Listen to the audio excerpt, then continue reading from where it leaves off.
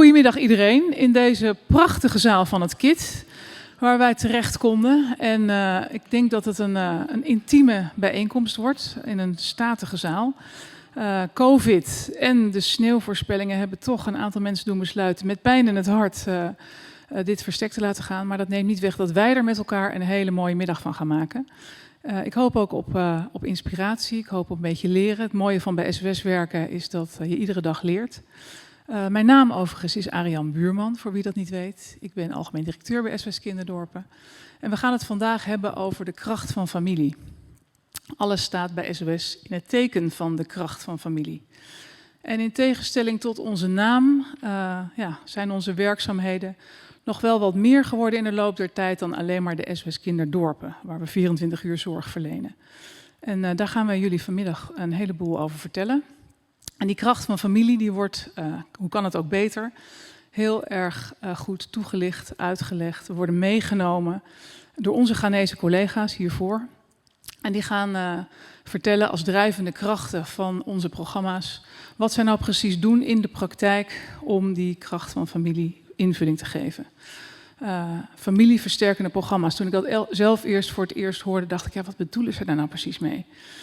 Maar het is eigenlijk heel simpel. Het is zorgen dat kwetsbare families in staat worden gesteld om op een goede manier zorg te dragen voor hun kinderen, zodat het gezin niet uit elkaar valt en de kinderen er niet alleen voor komen te staan.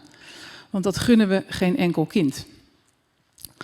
En nu we hier zo staan, praten over de positieve impact van onze programma's, want daar hebben we het over. Dat is ook een van de redenen toen ik ooit aan boord stapte bij SOS om er voor SOS te kiezen. SOS gaat niet voor de korte klap. SOS gaat voor duurzame impact, om echt verschil maken in het leven van een kind. Is het mooi natuurlijk om te kijken hoe we dat doen met elkaar. Maar tegelijkertijd, en daar wil ik toch heel even met elkaar bij stilstaan, een paar landen verderop is er een grote oorlog die ons allemaal raakt. En die miljoenen kinderen en ouders op de vlucht doet gaan, waardoor de veiligheid absoluut niet gegarandeerd is. Onze collega's zijn daar aan het werk. We zitten al 20 jaar in Oekraïne. We waren voor de oorlog daar al bezig om grote residentiële instellingen, opvang voor kinderen, weeshuizen, om kinderen naar veilige, kleine, familiale setting te begeleiden. Nou, op dit moment is dat natuurlijk vooral noodhulp in Oekraïne, maar ook in de omringende landen. Dus grote uitdagingen. En die uitdagingen die zullen ook nog wel even blijven. Het raakt Oekraïne, het raakt Europa, maar niet alleen. Ook in Afrika, ik heb het er van de week ook met collega's hierover gehad, uit Ghana. Ook Afrika gaat hier heel veel last van krijgen. U heeft het allemaal kunnen lezen. De graanschuur van de wereld staat in Oekraïne. Afrika is voor 30% afhankelijk van graan in Oekraïne. Dus ja, nu stijgen de prijzen al en voedselcrisis ligt natuurlijk op de loer. Kortom, we hebben veel uitdagingen en die zullen er altijd zijn.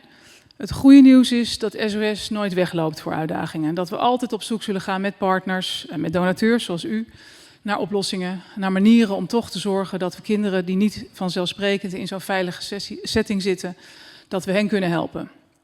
Tailor-made, goed kijkend, wat is er nodig en wat leidt tot duurzame impact. Nou, dat kunnen we alleen maar dankzij u. En ik ben heel erg blij dat we de gelegenheid krijgen om vanmiddag te laten zien hoe we dat doen. En dat gaan we dan ook doen, want onze Ghanese collega's staan klaar en te popelen om dat aan u te laten zien. Ze hebben zelf hun verhaal meegenomen, maar ze hebben ook nog heel mooi materiaal. We gaan daar uitgebreid bij stilstaan. En ik zou heel graag Edson da Graça naar voren willen roepen. Dat is onze kersverse nieuwe ambassadeur. Mag ik een applaus, dames en heren?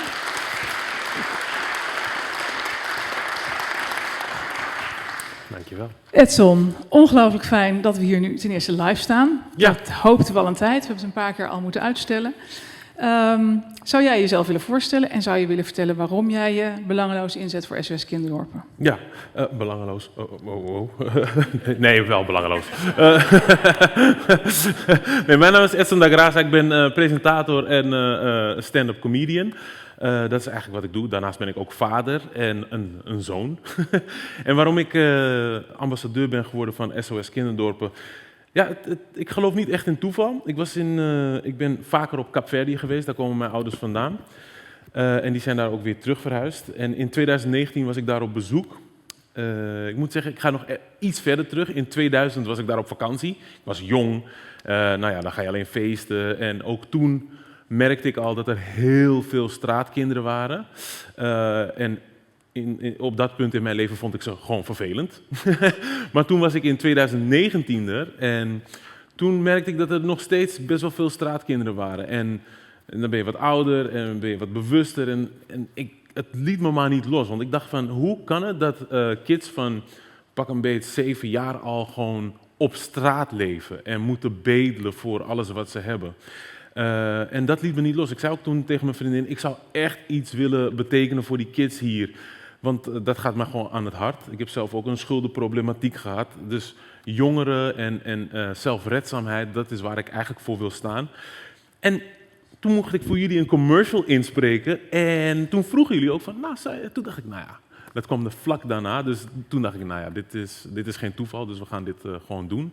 En zodoende eigenlijk. The rest is history. En we staan hier nu en we zijn heel erg blij dat we hier ook in levende persoon live met elkaar staan.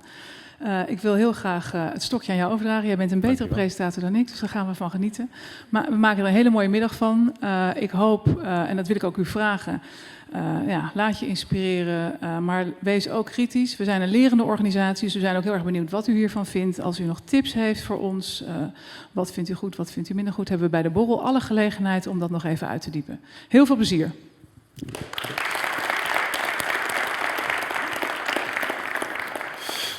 Zoals Arjan al aangaf, dit evenement gaat over de kracht van familie. En nu ben ik benieuwd, kijk, we zijn hier met z'n allen, waarschijnlijk niet allemaal familie van elkaar, uiteindelijk wel.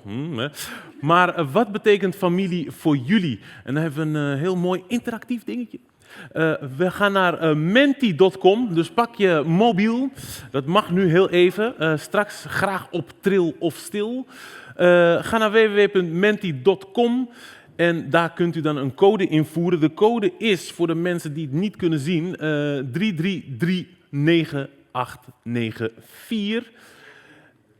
We hebben wifi. Gewoon 4G, hallo. Ministerie van Buitenlandse Zaken, hallo. Gaat het nog wel goed? Oh, jij was het niet? Oh, sorry Tijmen, sorry.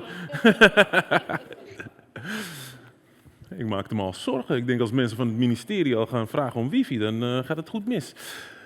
Dus lukt het een beetje, jongens? Heeft iemand assistentie nodig? Alright. Want de vraag is, wat betekent familie voor u?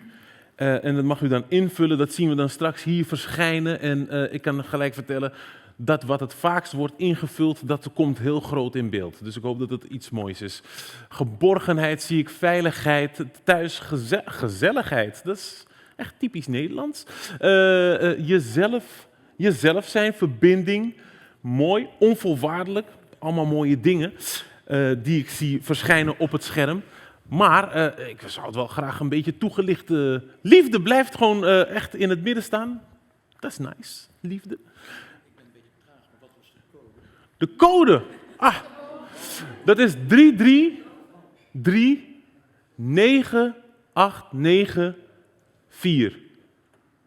Heeft u het verstaan, meneer? Nee. 333? Ja, oké, top. Warmte en liefde, mooi. Ik ben benieuwd wat we uit de zaal krijgen. Wie zou deze hier even in willen praten en zijn antwoord even toelichten? Ja, mevrouw, u duikt weg, dus u krijgt hem dan ook. Ja, kijk, dit heb ik geoefend, hè. Mijn bril valt er vanaf. Nou, ik kan wel zeggen dat ik ook gekozen had voor liefde, veiligheid en geborgenheid. En ik denk dat dat hele belangrijke kernwaarden zijn die, als het goed is, een familie kan brengen. Mm-hmm. En ik denk dat wij in de westerse wereld toch wel in de positie zijn dat we over het algemeen onze kinderen opgroeien in families waar dat toch in overvloedige mate aanwezig is. Dat hoop ik althans. En ik vind het eigenlijk ook onze opdracht om te zorgen dat we iets daarvan kunnen brengen naar landen waar dat gewoon minder vanzelfsprekend is. En ik denk dat dat een hele mooie missie is van SOS. Dank u, dank u. Zal Gaat ik het hem naar jou lukken? teruggooien of naar iemand anders? Wat wil je? Ja, nou, is er iemand die wat wil zeggen? Deze mevrouw hier misschien? Ja. Nee. Ja, u wrijft in uw ogen, dus dan vind ik het leuk om u dan aan te spreken. Ja. Zo van, huh? Wat gebeurt er? Wie? Ja, wat heeft u ingevuld en waarom? Ik denk dat ik had ingevuld iets van koken en nog wat anders. Ik wou natuurlijk niet liefde, veiligheid, geborgenheid doen, dus omdat iedereen het al had gedaan. Maar nee, familie is zeker een plek waar je ook uitdagingen ervaart en waar je de onvoorwaardelijkheid hebt dat je niet weg wordt gestuurd of weg kan rennen. Dat gaat er natuurlijk twee kanten op. Mm-hmm. Je blijft bij elkaar. Dus het is je bron. En daar waar je in groeit en hopelijk waar je tot aan het einde mee verbonden blijft. Wauw, mooi. Denk ik. Je familie is je bron. Spontaan bedacht allemaal. allemaal. That, ja. Het klonk, het is spontaan, maar het... Achtergooien? Ja, naar achter. Gewoon willekeur. Ja, dat is mooi. Kijk, die, die meneer denkt, ja, dag, ik ga hem niet vangen. Zoek het uit. Hij wordt even gezocht. Is hij stuk? Hij is stuk, hè? Werkt dit een beetje? Ja, ik geloof het wel. Ja. Ik had geborgenheid ingevuld. En dat had ik ingevuld omdat dat mij doet denken aan mijn ouderlijk gezin, waarin ik zelf ben opgegroeid. Als een van de belangrijkste dingen. En het is volstrekt duidelijk natuurlijk dat waar SOS Kinderdorp aan werkt, ja, dat er veel kinderen zijn ja, die geborgenheid helemaal niet hebben. Ja. Vandaar dat ik het ook zo belangrijk vind. Ja, Alright. dat is wat ik wil bijdragen. Dank u wel. Dank u wel. Top. Nou, ik denk dat dit een mooie afsluiter is van dit interactieve deel. We gaan door, want ja, we horen hier in de zaal wat familie voor ons betekent. Maar wat betekent familie in Afrika, voor de mensen in Afrika? We gaan het vragen aan onze gasten, eigenlijk onze sterren van deze middag. En onder luid applaus. Ik ga wel overschakelen naar het Engels, want anders wordt het heel ingewikkeld. Dus onder luid applaus roep ik ze naar voren. Kom naar voren. Come to the stage. Alexander Kakula en Josephine Afraoua.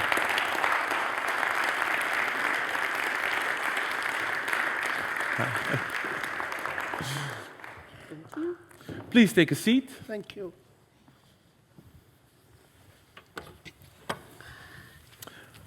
Alexander and Josephine, welcome. Thank you. We were just talking about what family means to us. But Alexander, could you please introduce yourself? Well, my name is Alexander Marakekula. I'm the country director for SOS Children Villages Ghana, and I'm very happy to be here to share with you what we are doing with our work in Ghana. Thank you. And Josephine? I'm Josephine Afrewa, the project coordinator for Family Strengthening Program in Ghana, Isiakwa location precisely. I lead and coordinate the implementation of family strengthening in the FS community to ensure that many more children succeed. Thank you, thank you, thank you. As said, we were just talking about what does family mean to us, but what does family mean in Africa, Alexander? Well, in the African setting, family is slightly beyond the nuclear families. It means the grandparents, the uncles, the aunties, the cousin, the nephew, all living together in a peaceful coexistence, supporting each other, making sure that they're loved within the family setting. And what does family mean to you, Josephine? It's a home where there is love, a home where there is respect for each other, a home where there is affection, and a home where we support each other, irrespective whether we are related by blood or not. This is what a family means. Thank you. You're coming from Ghana. Well, let's just zoom into Ghana, a glimpse of Ghana.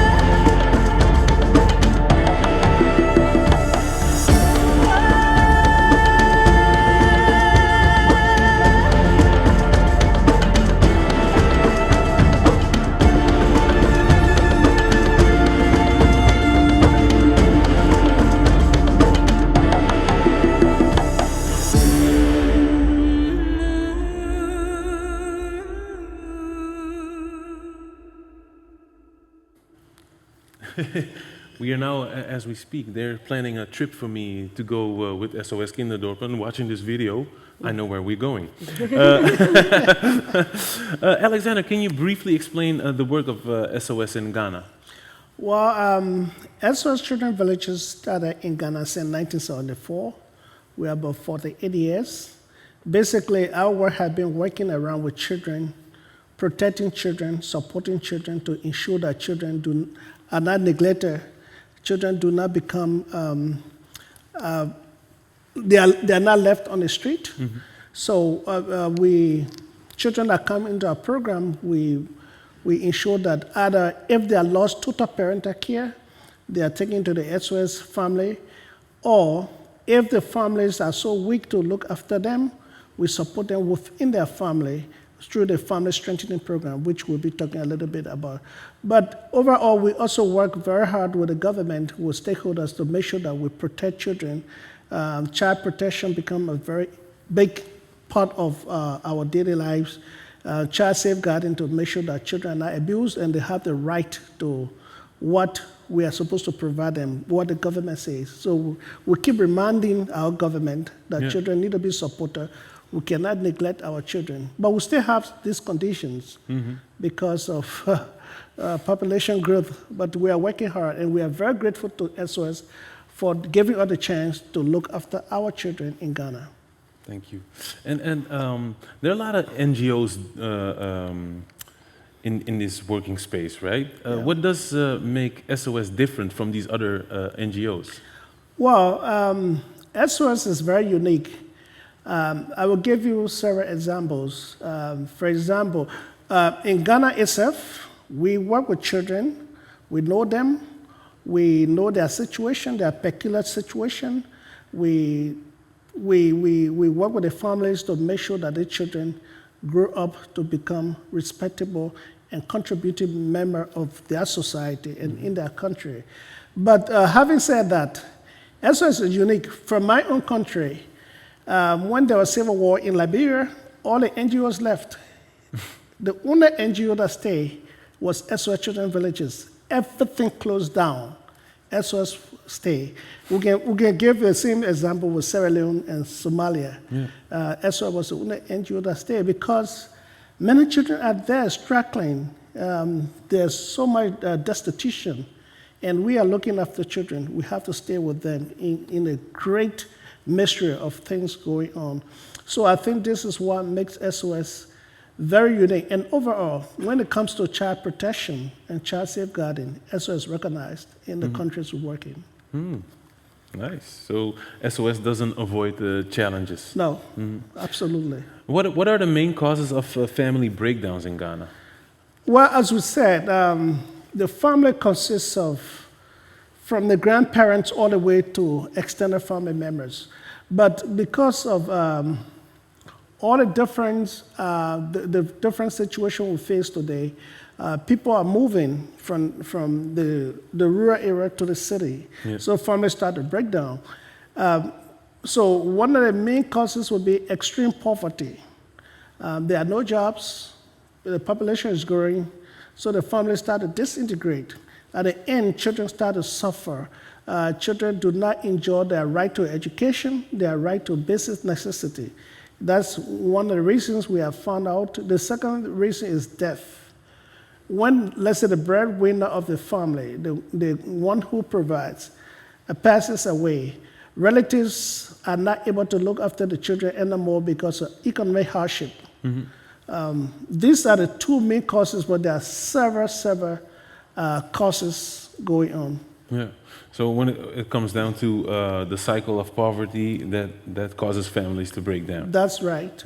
And also the intergenerational poverty goes on, because if a child then is not supported, that child grows up to have children and poverty continues. And this is why SOS comes in to give them employable skills to ensure that when a child is growing up, we give them the skills so that they can try to break that cycle of poverty. Yeah. And a project is the Family Strengthening Program. Where in Ghana is SOS present with the Family Strengthening Program? Again, let me just, I hope Josephine will have time to explain a little bit about that because she works with that. We run two major projects. That is the SOS family, when children do not have any means to have a family to look after them, they stay within the SOS family. Then the second is the family strengthening, where we are supporting over 3,000 children, precisely 3,300 as I speak, children.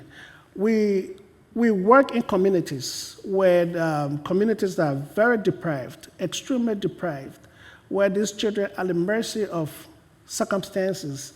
There where we work. In Ashanti region, we work in 5 communities. In Eastern region, work in 3 communities. In Greater Accra, work in 2 large communities. That is Glefe and Tema Newtown, which is Mahia. Then, of course, in Northern region, we work in 1 large community. These are communities we identify where poverty has taken over the lives of the people. Yeah, so we work there to ensure that we can try to assist these people. And different families have different needs. So based on their needs, we really work with them to move them from one stage to another, and with some result, which we are very proud of. Yeah, and what are the numbers? How many children and families are we talking about? As I said, we are looking as before we left, we are working with 3,300 children, and I want to say all the kids are in school, because it's very important that we put them in school so that they learn something and they can now become strong to contribute to their own family, hopefully in the future. And then we are working with over 900. We are working with over 900 families. So these children come from 900 families. All right.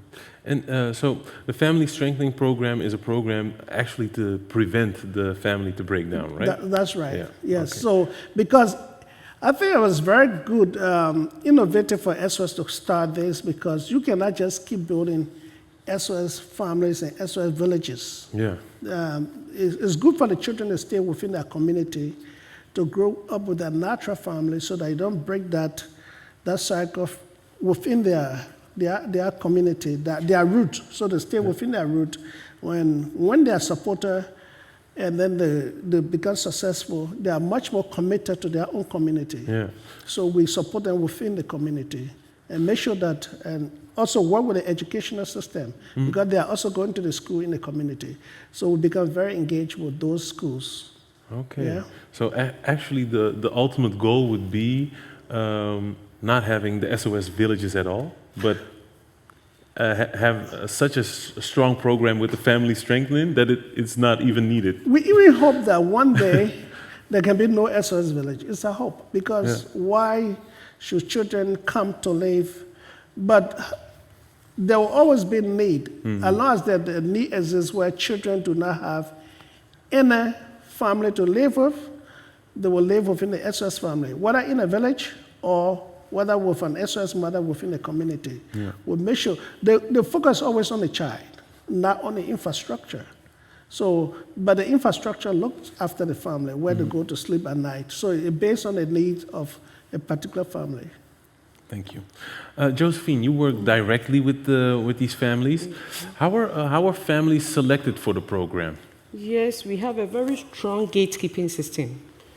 The community identifies these vulnerable children in the community, and within the gate system, we look at the best interest of the child, and then we also we have developed vulnerability criteria that select a child onto the program, and through the community engagement. But we also look at the principle of suitability and necessity. Are we best placed? Is SOS best placed to support the child to be resilient, to support the child to be responsible person in future? If not, then we, with our partners, and the partners that we are transferring that child has the capacity to support the child. So But the focus is the best interest of the child. So through the gate system, we are able to know this child will go to the village. This child must be in the community through the family strengthening. So you have like vulnerability Yes. criteria. Yes. Okay. Yes. Cool. That guys. And where does the program focus on? Basically, our program focuses on 4 strong areas. That is when the family is being identified.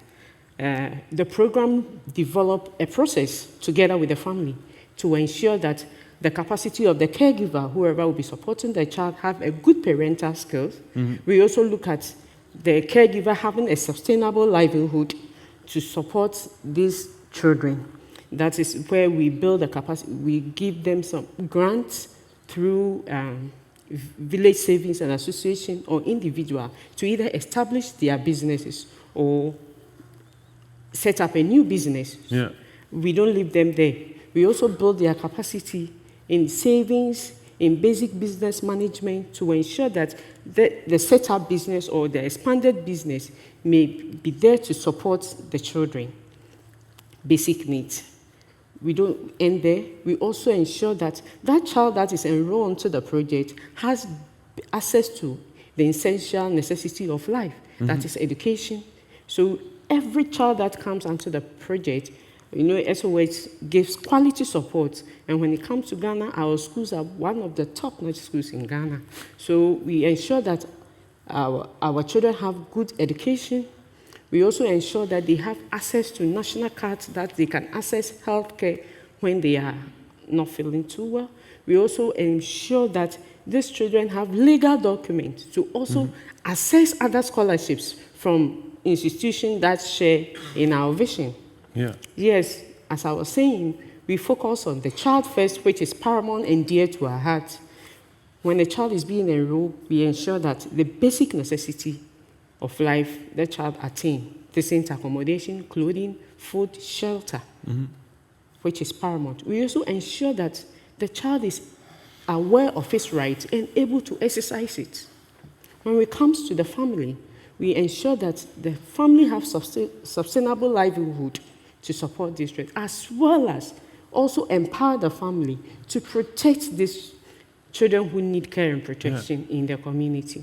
When we come to our youth, we ensure that we give them skills, either through employability or through ending a decent job to better take care of themselves and also support other siblings. When it comes to the community, we ensure that the community champions and uphold child rights issues. We also ensure that the community form a safety net to ensure that children within this community are protected efficiently, effectively, and sustainability. So we build the local structures that we are working with. To tell you, we are not working alone. We are working with community-based organizations. We are working with partners. We are working with local government authorities. So we build their resilience so that when SOS is no more there, they can support their children who falls within our target group. So basically, this is our focus. Okay, so you find relatives. It is a holistic approach. The child, which is paramount, the family, the youth, and the community that the child lives. Nice. Because the focus of family strengthening is aimed at family not separating from their family nor their communities that they come from. Yeah, so it's not only the family, you expand that to the community as well. Yes. Oh. And what does the family strengthening program looks like on the ground? We have I must say, a beautiful video made by local cameramen and directors. We have a video of some of the families that you help. Let's have a look.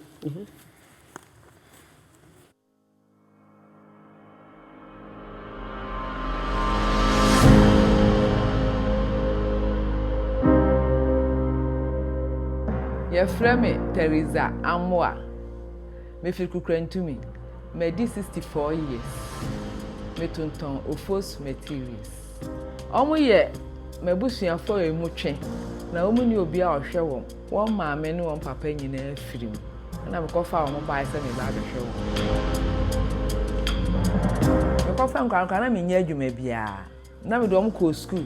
ɛna SOS for ba ho ɔmo hu sɛ nkwala no ni buafo bia ɔmo bisa me bia me kɔfa nkwala no ɛne nia me ye ɛma wɔ mo ɛna me kyerɛ ɔmo gye me number na ya no an afrɛ ye ɔmo kyerɛ ye nkrata asɛm ɔkɔ a mɛfa so a mɛbɔ nkwala no ho ban ni sɛnia medi dwa ma me dwa na gyina na matimi de ahwɛ nkwada no emu apotin a ɔmo de ma me ɛyɛ sika a me di bedi dwa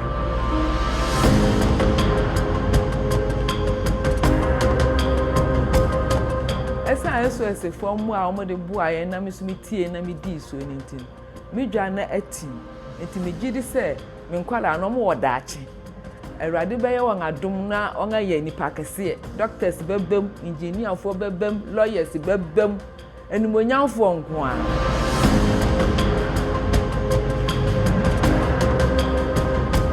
Your friend me Josephine Addison. Me were 42 years. Me kita ma 4. Me tete mama here. Me ton ade e wo Abomosu market. But me kun be free 4 years ago. In fact na asetena mo ye din. Me nya obi e ma obo a me ma me hu SOS phone. Enti wo ba fie ene me bedi nkombo. E na wo ba fill forms e ma me wo fie nso. E bisa sa dem ofra no ho te wo school kromo ne ade.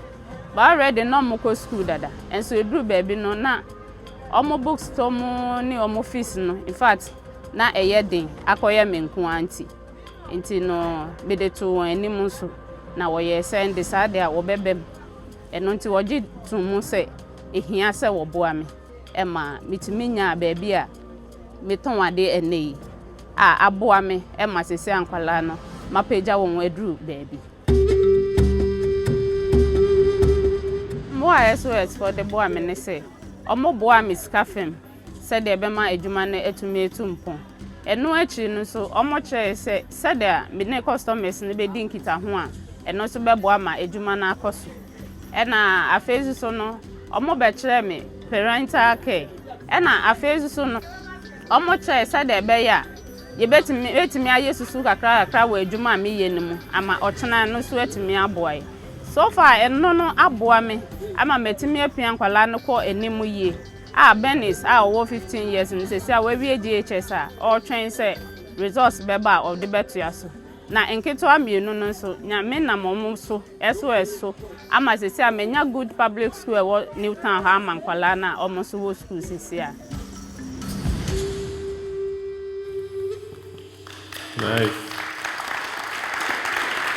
It's beautiful. So it's not only financial, it's definitely teaching people. It's a holistic approach. Yeah. Well, when the family is enrolled, as I already said, we sit down with the family, we set goals, and then these goals are reviewed every 6 months to ensure that you are on the path of being resilient to support your child, to ensure that that child have that quality services that he or she needs. So it is a holistic approach. We look at your finances, every health, education, everything in total. That's what we do. I can feel you're very passionate about this, huh? That's so nice. Alexander, you collaborate with local authorities. Why is that? Well, the situation in Africa, especially in Ghana, one person cannot tackle everything, because if you look at this, the video, a family may need health care, they may need, the child would need education, they would need food, shelter. We are not Habitat for Humanity. We cannot build houses for families. So we have to collaborate, yes, where the need arises. And I think this is one job that we need to do better, we need to learn. Yeah. We are collaborating. We have to first make sure we establish that credibility that we are there for the family. So people now see what SOS is doing. We are there for this, for the community, and hopefully we can do a lot more collaboration. And again, we have to ensure that the Department of Social Welfare do their part of the job, because the issue is big. It's beyond one person. So I think collaboration is the best way to go. We cannot work in silo. It's very necessary. Yeah. Yeah. Josephine, you already said something about children and their rights. Why is it so important that children learn about their rights? Yes, it is very important because lack of knowledge on child rights and child abuse among children is against their fundamental human rights. Mm-hmm. People may leverage on it to their own benefit, but when the children are aware of their rights, you cannot use them for unlawful activities that can even end up their lives. That's why we ensure that children know their rights and exercise it. It will baffle you to know that somewhere last week I was in the office and a kindergarten girl called. When you go to the communities, you will see our posters with our contact and persons of trust. So when a child is being abused, that child can easily call. Yeah. And a 6-year-old girl called, "Auntie, tomorrow come to my school." I was amazed when I went. When I said, "Yesterday my teacher beat a friend," and I told the teacher it is an abuse, and the teacher beats me. So then we have to summon the teacher to the head of school for the teacher to be punished. Yeah. Yes, so this is what SOS is doing in the communities. We have child-friendly posters all over the community that speaks against it. We have recorded messages in different dialects that is being played at the local information centers, and then vans that educate and sensitize the community on the right to protect the child who need, especially the vulnerable child. Yeah. That's not all. We ensure that we have child protection committees in the communities that we work, which comprises of the Department of Social Welfare, which is mandated by the government to protect children. We also have a police officer on board of the committee. We have a nurse, we have a teacher, we have a community volunteer, we have a child from the Child Rights Club as part of the committee. We also have community-based organizations that we work with. So you cannot abuse a child, either at school or at home. Okay, this is what SOS is doing in the community to ensure that the vulnerable child is not being abused. Yeah, so making these children aware of their rights, and so they can actually fight for their rights. But the dual role of this child protection issue is that, one, the child is protected, but there is a major outcome. That child grows up to respect the right of other children. When they have their children, because they become members of the society, now they know that you cannot abuse children. That is the second most important part. So if we don't teach them now, they accept it as part of the cultural norm, and then they think they can transfer it. But no. So we are breaking cycles. We have to break the cycle now. Nice. Let's see what the children actually think about learning about their rights.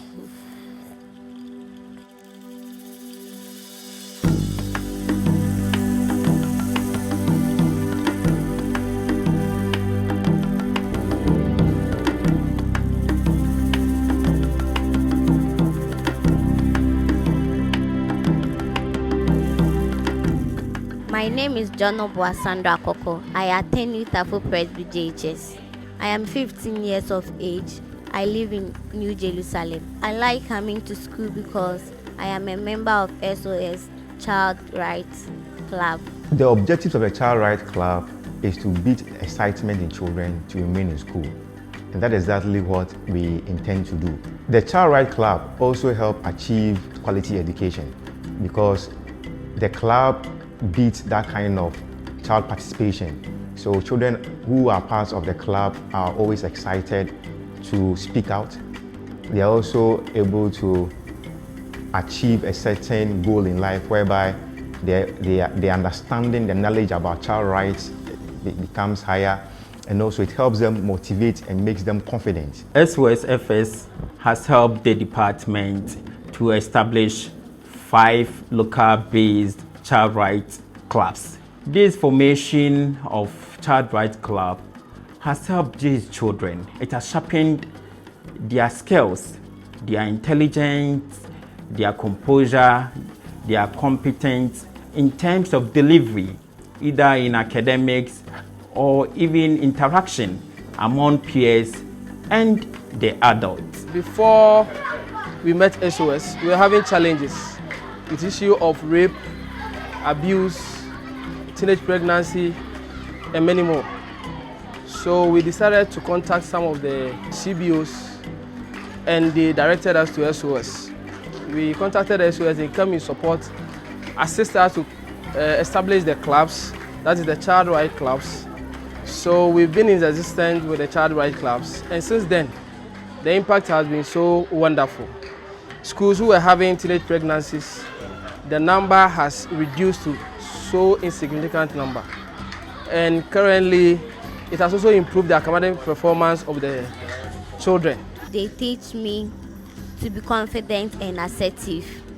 They also teach me to abstain from premarital sex so that I don't get pregnant whilst I'm schooling. I want to be a journalist in future because during the SOS club meeting, I am being taught the act of public speaking. It's time for the Child Rights Club meeting, please. Child Rights Club is a club that is organized in our school to empower the youth in our community. Some of the activities that we do during the Child Rights Club is they educate us to abstain from sex. Girls, be accepting. Boys, be accepting. Girls and boys, be confident.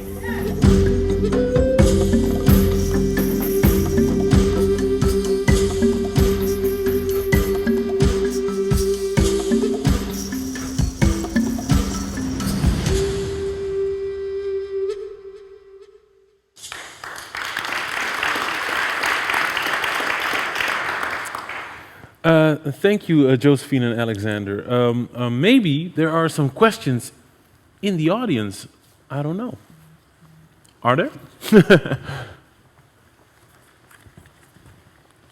Wow, you saw that? The room just went completely silent, you know? All right. Are there questions? Or, oh, yeah.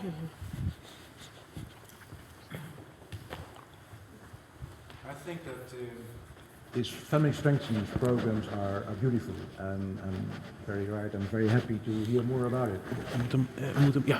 Dat is hem. We saw two positive examples of success.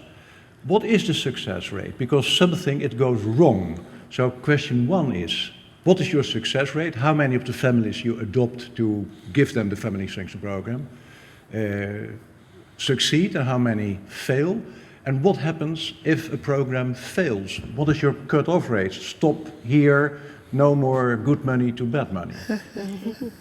Alex, could you, what are the results of the family strengthening program? Yes, I think in Ghana particularly, the family strengthening program started in 2005. And since 2005, that is 2005, we have worked with 120,000 children over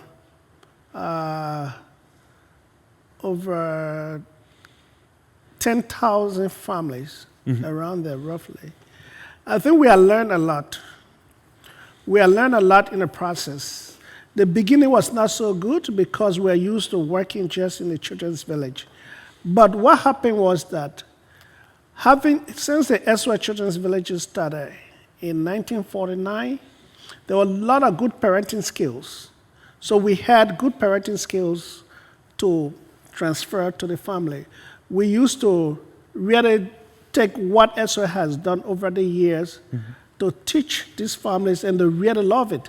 Because basically, a young girl has a child, doesn't know how to look after the child.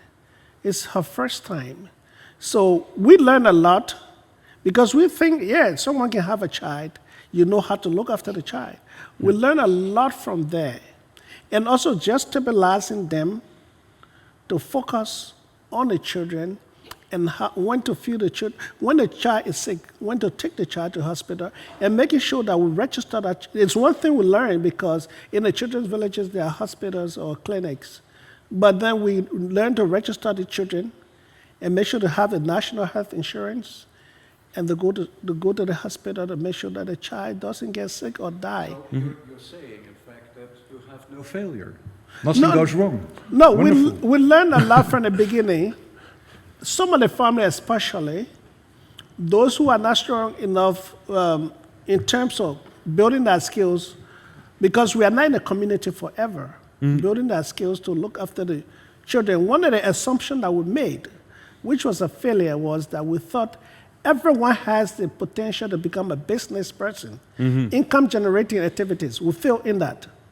And again, there was direct support to some of the families that we're giving grant to. We have to stop that and go through, try to build their skills so that they can go through micro loans, to get micro loans. Those were some of the failures we did at the very beginning, and we had to correct them.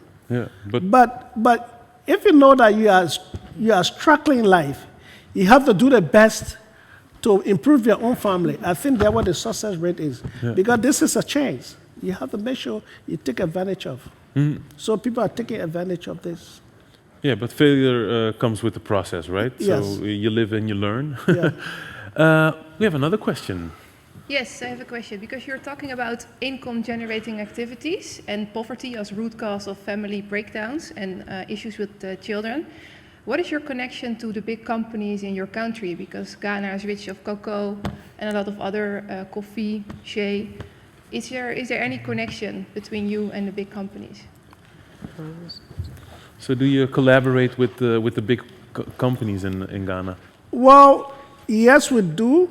We are asking some of these companies, like last year, the COVID was very severe. A lot of families really had tough time. So sometime last year we had a corporate networking where we brought these companies together to explain to them what we are doing and the number of families we are supporting. We are able to get some of them to start to support our program. We wish to do more. We have to learn to do more. I think the problem with, we have been implementing programs. So we have the ability to implement programs. So fundraising has been really slow because our goal is to work with the families, but we are now building a fund development department that they can focus on this network. But we are working on those. We are bringing some of them. We have a few corporate bodies that are supporting us, but it's not much. We are working on that. So a lot to gain there. Yeah, I would like, maybe we can connect after, because I think it's important if you talk about income-generating activities, there are a lot of companies that can support in rural communities with these income-generating activities. Shea collection, cocoa farms, anything. So maybe we can connect there or see how you can connect the business to the support of the families. That'd be very nice. Thank you for that. That's nice. That's nice. Thank you. Thank you. Another question from the audience, maybe? No? Oh.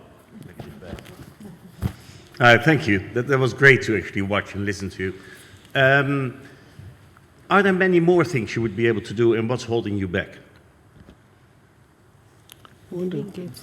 Please the question again. Okay, yeah, it's quite a generic question. But when I see so many things, and I visited a different country in Africa, and when I was walking around there, I thought, oh God, the problem is so huge.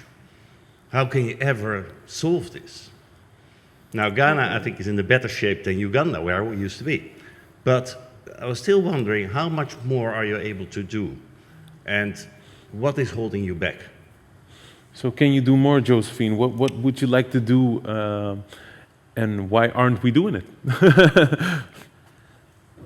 Yes, we want to support a larger range of these caregivers that falls within these target group, and then ensure that we are able to build their resilience to better care for their children. That's if I've answered your question, right? Well, maybe it's in numbers. So the amount of kids that you mentioned is 3,300 that you're now supporting. Is that a number? Why is it that number? Why is it not 6,000? Or what is limiting it? We talked about like 5 regions where we have the family strengthening program. And actually the question is, why aren't these 5 regions 10 regions or 20 regions? And what do we need to make that happen? Yes, all that we need is the financial strength to reach out to more. Because when you look at the child situation analysis of Ghana, there are other communities that we can extend our support to ensure that many more children succeed.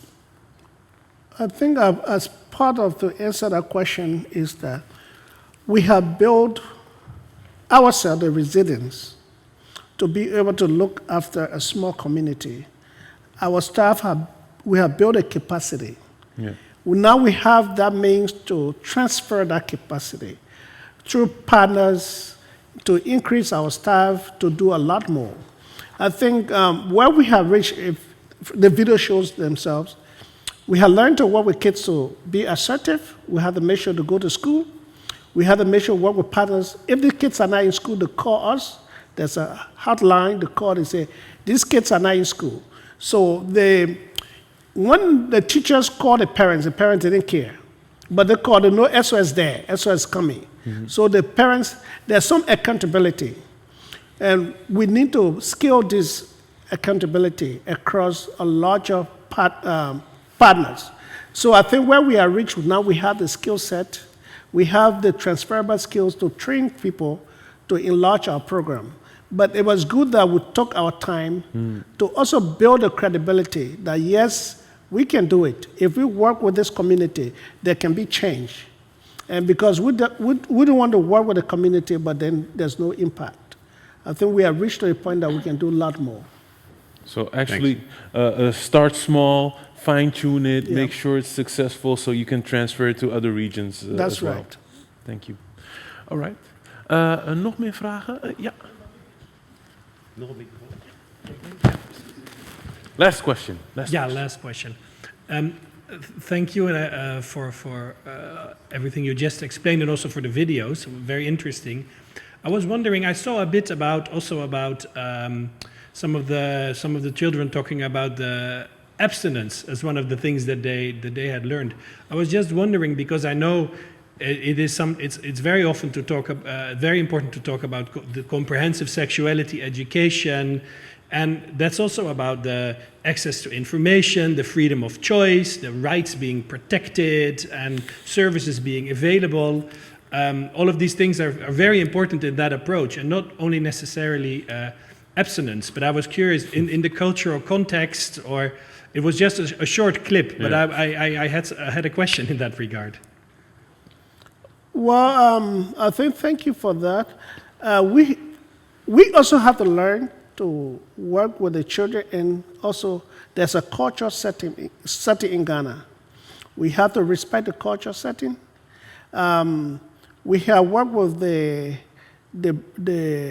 Canadian High Commission in Ghana, and at least 2 times, and now working with the French Embassy. We want to ensure that children know their right, and they must have the chance to finish certain level of basic education.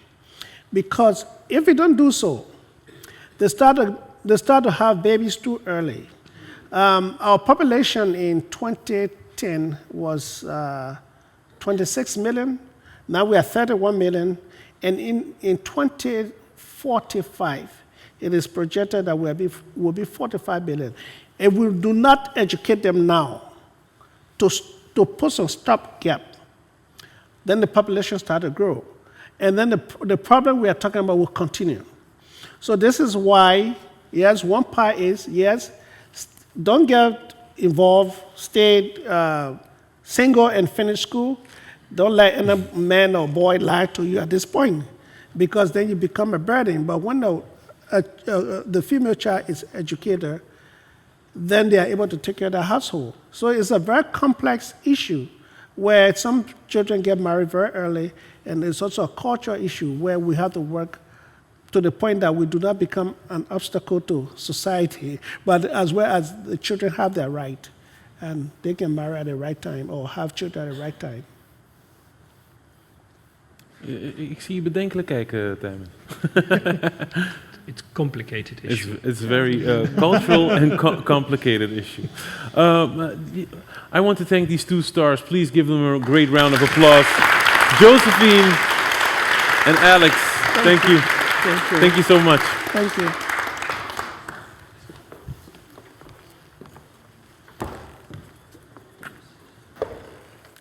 Het zou de volgende keer fijn zijn als jullie blijven klappen totdat ze echt weg zijn.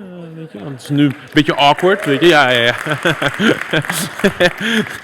We gaan over naar het volgende onderwerp en dat is youth empowerment. We hebben tijdens de video van de Child Rights Club al gezien hoe belangrijk dat is. Kwetsbare kinderen, ja, die hebben gewoon guidance nodig om die transitie te maken van de kindertijd naar een zelfstandig leven. Met verschillende projecten pakt SOS deze rol op, begeleidt jongeren naar de arbeidsmarkt door hen voor te bereiden op een zelfstandig bestaan en te helpen met opleidingen. Ja, wat dat kan betekenen voor zo'n jong persoon, daar gaan we kijken naar een video van Cynthia, die ooit tienermoeder was aan de rand van de afgrond, maar door de hulp van SOS gaat het stukken beter. Ondertussen, ja, u hoorde hem al door de talkbox, maar straks heeft hij een eigen headset, gaat hij helemaal vlammen. Wil ik Tijmen Roosterboom van het ministerie van Buitenlandse Zaken, ambassadeur op het gebied van jeugdwerkgelegenheid, op het podium vragen en dan neem jij het over naar de video. We gaan nu even kijken.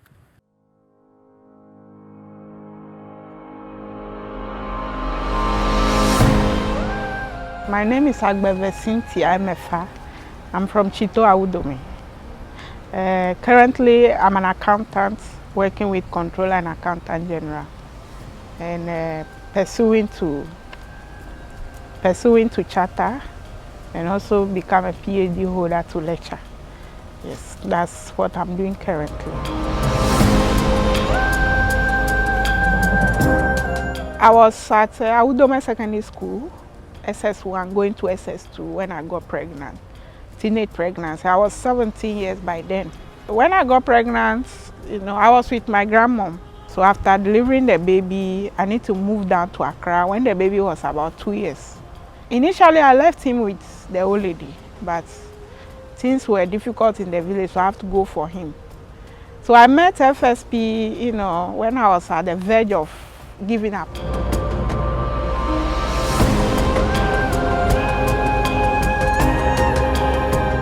As at the time I discovered FSP, I was jobless anyway, and what to eat was a problem. So the day I met one of your drivers, which is Michael, he picked me and we started talking. So I told him that, oh, I sell here, but I don't have any money, there's no food. I wanted some little capital, like 500 cedis. To start to sell again and all that. So he said no, he will introduce me to someone. And so when I met Mr. Owusu, indeed, I told him I wanted to sell again. By then I was finding it difficult to speak the Twi language. So I was speaking English with Mr. Owusu. Then he said, oh, you speak good English and you are young. Why don't you go back to school?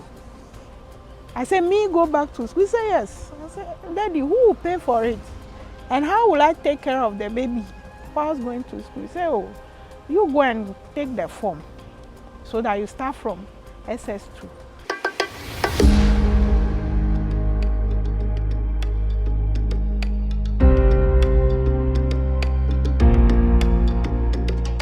First of all, the remedial school, they paid everything. They paid for the remedial. In fact, they wanted me to go for 2 years, but in fact, I didn't joke with the support I had because I realized that God was giving me a second chance. I messed up and He's giving me a second chance. They rented for me. Where I was, the rent expired and I need... In fact, I'm supposed to write werk on Monday. Sunday morning, my room got burnt. After the room got burnt, the SOS came in and got me a new room. When I was in school, I stopped working anyway. I was jobless before I even met SOS. So when I was in school, SOS paid for my son's school fees as well as mine.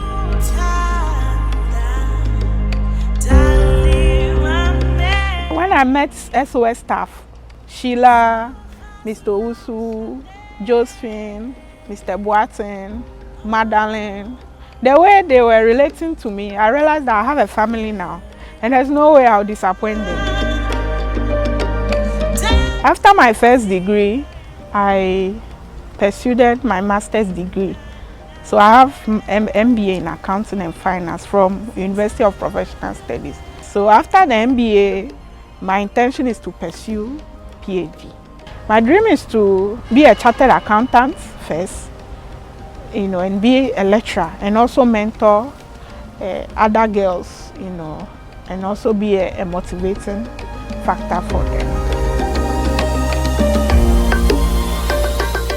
All right. Well, thank you. Thank you for this invitation to SOS, to this event.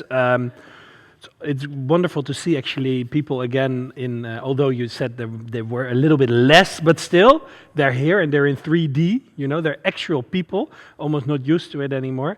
I'm always so incredibly used that when you make a joke now during a speech or a panel on Zoom, that you just don't see people laugh and you have no clue. So let's agree that you also don't do it here. Just don't laugh, just sit quietly. That way I'll never know whether like this, thank you. You'll never know whether a joke worked or not. Allow me to introduce myself. I'm Tijme Rozenboom, Ambassador for Youth Education and Work at the Ministry of Foreign Affairs. This position exists because at the Ministry, within our International Development Cooperation, we increasingly try to put the youth at the heart of what we are doing.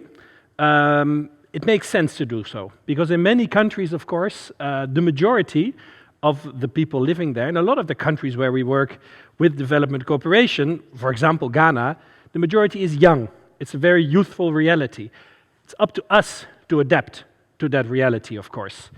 We launched the Youth at Heart strategy, which is essentially about two things. On the one hand, investing in the prospects of young people, in their work, in education, in possibility, in skills, and in employment, and entrepreneurship. That's very important.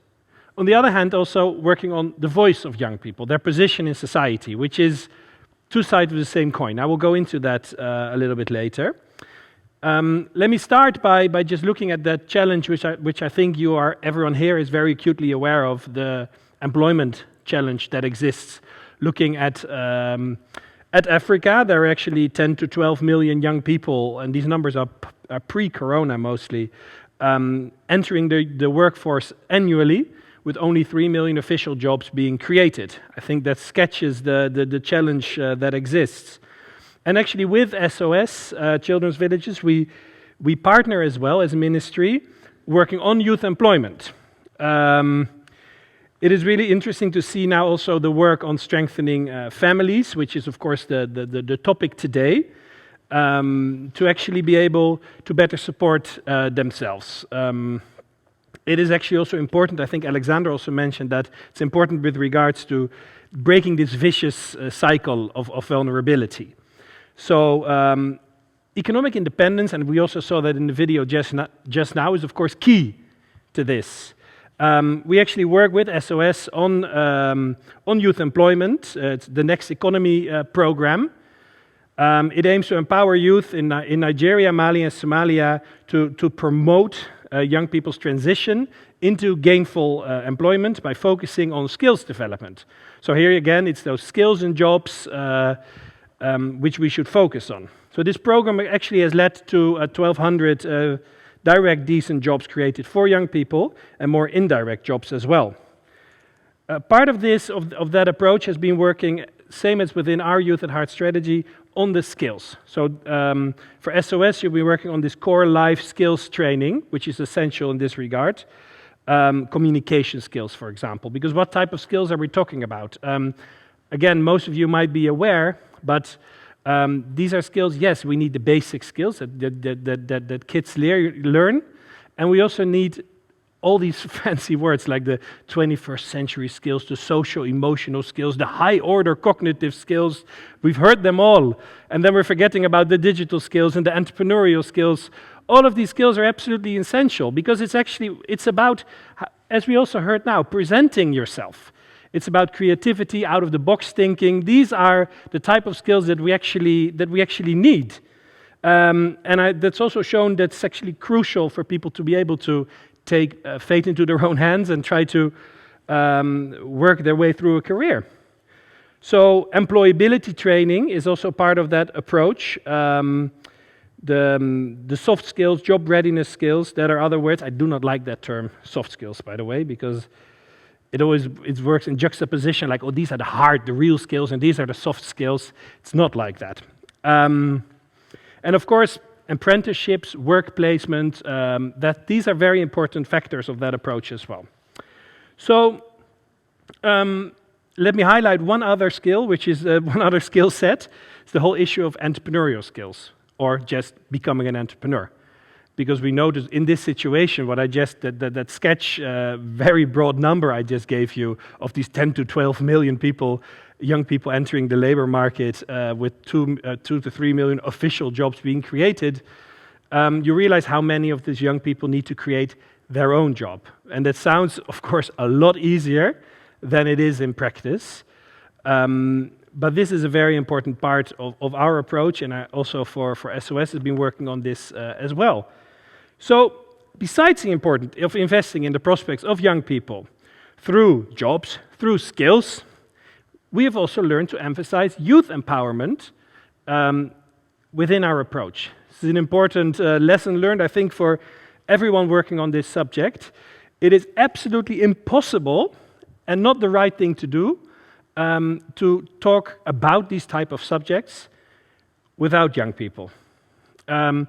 Perhaps it is something that we should also have, we could also have addressed better at a session such as this one today, because we really need to be very alert to that.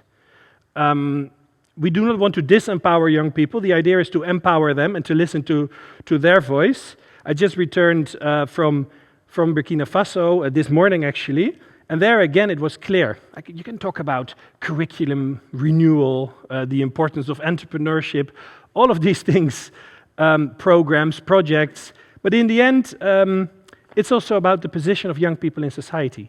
Are they being prioritized? Are they being heard? Are they being listened to? These are very important parts, a very important part of our approach, and you cannot detach the empowerment with regards to skills and jobs and the empowerment of youth in general and their voice, and listening to their voice as well. Because there, if we're saying it's so important to include young people, to look at their position, how do we do that ourselves? Then you get into the subject of, it was already discussed, child participation, but definitely also meaningful youth participation. The meaningful can mean a lot of things. It means that it's really a continuous dialogue. It's not tokenism. It's not a one-off. It's not a tick the box. It is a real dialogue with young people. We try to work at that as a ministry in our approach. Yes, strengthening the voice of young people in their society, but in our work as well.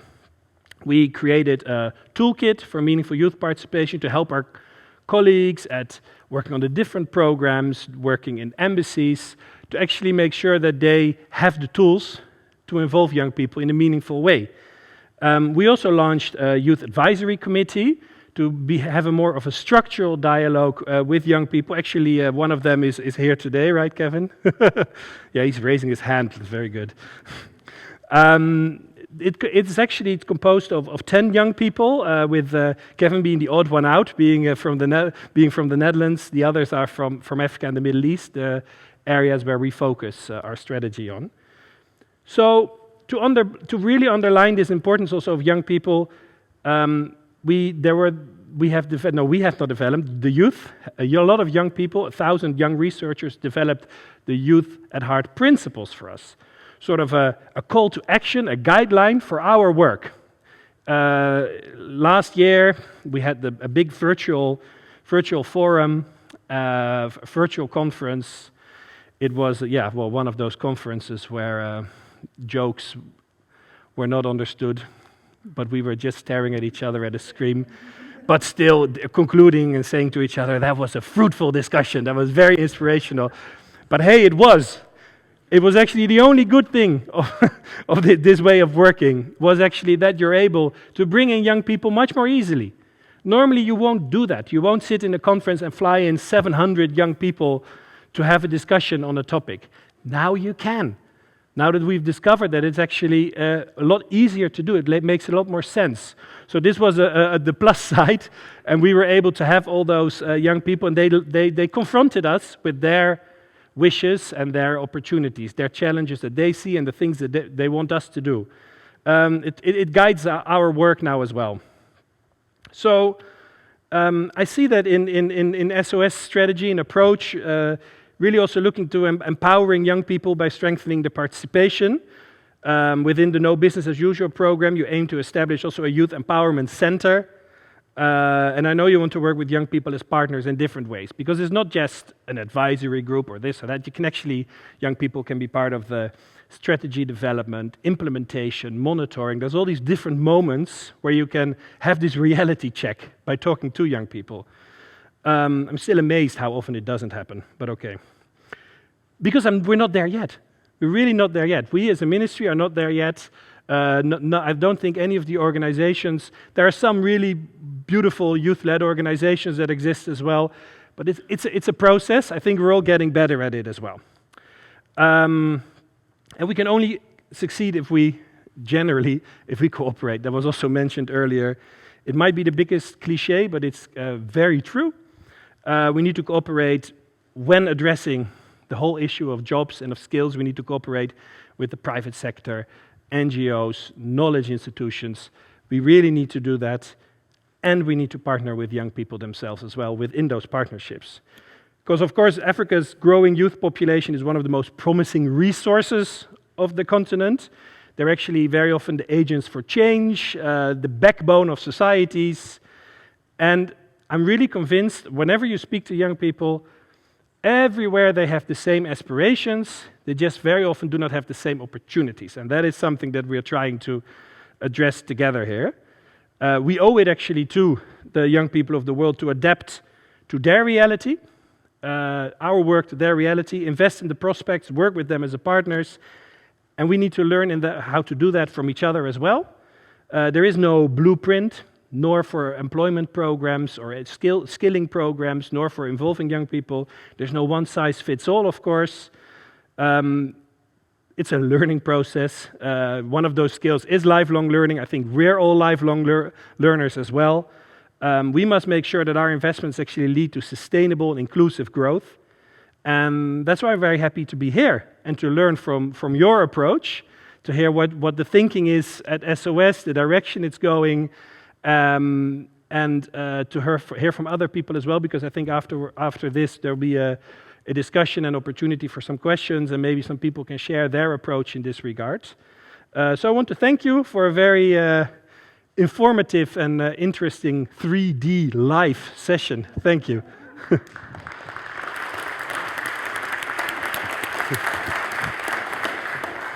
Dankjewel, Tijmen. Tijmen, ik ga je vragen om plaats te nemen. Ja, dat doen. Want in het kader ook van Youth Empowerment hebben we ook een gast uit Ghana. En die wil ik... come to the stage. Shaibu.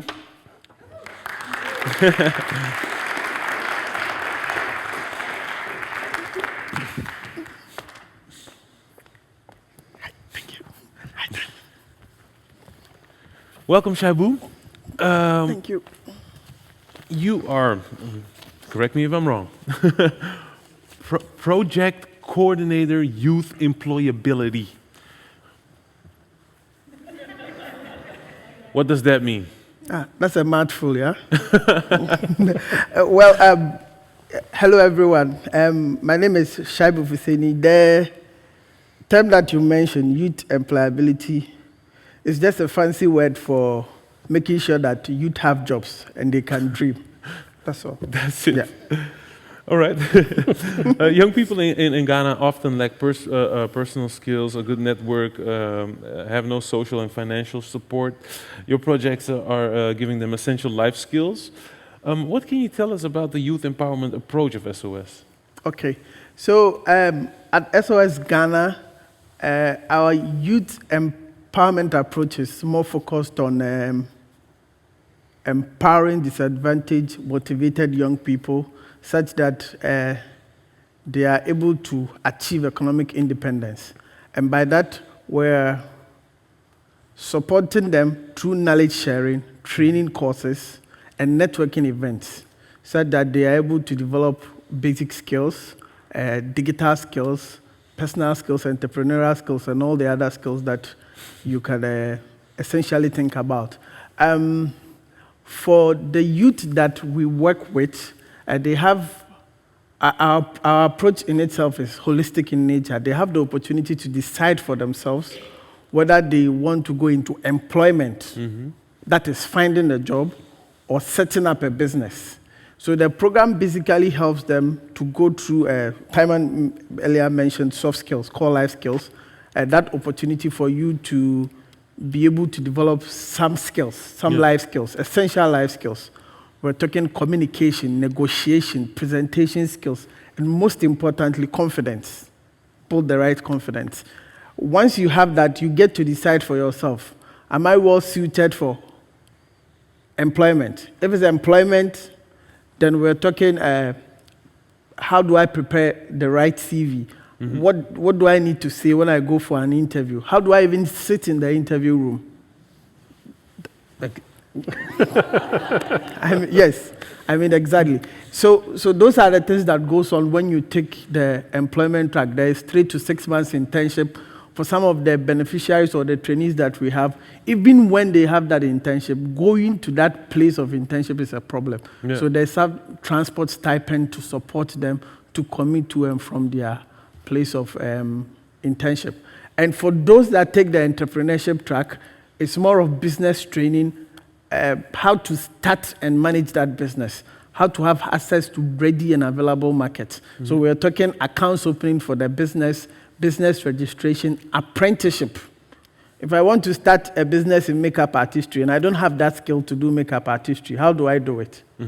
I need that apprenticeship training. So they get that, and then they get the opportunity to be able to roll out the business. Yeah. Can I enroll as well? Because this sounds very good. Yes. Yes and no.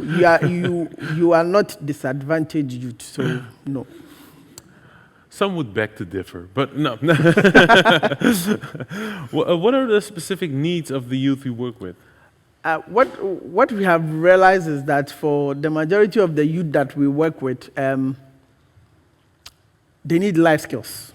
Very essential. These are not things that are taught in school. How do I think critically? How do I think outside of the box? What are the innovative ways of doing things? How do I look at things from different perspectives? These are not things that you get in school. So even for the youth that have been to school, this is like, no. They lack these skills. Exactly. And for those that have not been to school at all, they are not even getting it. So you can see the gap. You have education, you don't have that skill, life skills. Those who don't have education also do not have at all. So it's like really huge. And as part of the intervention, or as ways to respond to their needs, they get that opportunity to go on coaching and mentorship. You develop we prepare a personal development plan for you, together with support from your coaches and mentors. It's more like a hand-holding thing. This personal development plan is something that will guide your aspirations and your visions on the program in the short to the long term. So it's tailor-made. Exactly. Okay. So you follow through and make sure that you achieve it. That is where you are able to decide for yourself, I want to go for employment or entrepreneurship. Okay. And how do you, so do you have like different groups of Yeah, that's a good question. Yes, we do have different levels of youth. It's actually dependent on their literacy level and backgrounds. So to begin with, there's the youth that we work with are categorized into 3 groups. We have the alpha, the beta, and then the gamma. Now the alpha is focused on youth with little to no education or persons with disability. Good. And then for beta, it's focused on youth who have at least secondary school education. I believe here it's called college education. And then for gamma, we're talking about youth who are graduates, university graduates. So this categorization of youth allows us, once we have categorized them into these groups, it gives us the opportunity to design tailor-made training curriculum to meet their needs. And I must say that the No Business as Usual project learned a lot from the Next Economy program. We use that as a basis to really be able to make more impact on these youth that we work with. Yeah. Mm-hmm. Yeah. And Taman, we're talking about needs. Do you recognize these needs of the youth? Yeah, definitely. No, the skills that were mentioned, the fact that you actually mentioned confidence. This is something that indeed we hear a lot. Another example of easier said than done, how to skill someone with confidence. Yeah. But it's definitely something that a lot of youth always talk about, that is something they lack. I think also the fact that the education needs to be geared also towards the practical, which is sometimes these 21st century skills, you know. Yeah. That goes for TVET, that goes for your alpha, beta, and your gamma groups. All of them need to be geared towards the fact that they need to find employment after that. And just to flag that in that regard, youth are of course not homogeneous. It's not like one group. Like I've been saying, youth this, youth that, fully aware that there is an enormous range of different needs as well. And how do you think we could support the youth better in preparing them for an independent life? Yeah, well, I think some of the things that I just mentioned. So I won't go into repeating myself, but the issue of realizing, investing in skills, but also realizing that education is of course more than employability, right? Education is also a matter. It's a right. It's also something that prepares you. You're saying, support youth for an independent life. That's also something that you need education for, to become a citizen as well. Yeah. And again, the importance of voice, the importance of not disempowering young people, but try to empower them and interact as much as we can is something I would also say is very important for an independent life. Yes, many more things that you can say, because an independent life is a rather broad concept. But and what do you think should be the main priorities to improve prospects for the youth in the next 5 years? You're asking me? Yeah. Okay. Yeah. No. It's yes, Damon. Yes. Again, I run the risk of repeating myself, because it would be very silly if I say that that we should be doing something very different for the next 5 years. But allow me to highlight some things that we should get better at. Like I already said, involving young people, all of us should get better at that. Partnerships is something that was also mentioned. Practically partnering with the private sector is something, well, was also mentioned just at the question here, because this is another one that I think that we really need, because how can we talk about whole issue of employment or entrepreneurship if we're not talking, this is all about the private sector, so to involve them. And, you know, if you're looking at what should be the priorities for the next 5 years, it's a vague word with big consequences, like scaling up. Yeah. We need to identify with each other what works with regards to the skilling, what works with regards to jobs, and how are we going to scale that up? Yeah. How are we actually going to make sure that this is not remains a small project somewhere, but it's really something that has a huge impact, because the challenge is big. Mm-hmm. So I would say that would be some of the priorities we need to work on. Thanks. Shaibu, what still needs more attention in the SOS Youth Empowerment programming? Yeah. Before I answer that, I must say that it is important to note that all the various approaches that we use for the youth empowerment program is geared towards economic independence. Mm-hmm. And we've worked with youth in the past. Our model is tried and tested. The results are out there for you to see. There's a lot of impact that we've made. We've had businesses running, people getting employed, and all of that. Now we've been working in the urban areas, and more recently now in a bit of the rural areas. Yeah. We really do need to scale up to reach more youth that are in the rural areas, so that they are able to also secure jobs. For me, I think that is very important, that youth have jobs, because when they do, then there is security, there is peace of mind. I know that at night I would sleep and no one would come stand on me to say that I need your phone or I need your wallet or something like that. So for us, it's very important that we scale up so that there's that peace of mind in everywhere around the world. So it's very important, yeah. And what message do you have on youth employability for the audience today? Yeah, I would really want to say that to break that vicious cycle of poverty, we really need to empower the lost generation of African youth. And to do that, we need money. We need more funds. That is the only way we can reach out. My message will be to tell you and myself that the time to act is now. If we don't do it, who will? If not us, then who? That is what I basically want to say. Thank you. Thank you, Shaibu. Yeah. Dank jullie wel.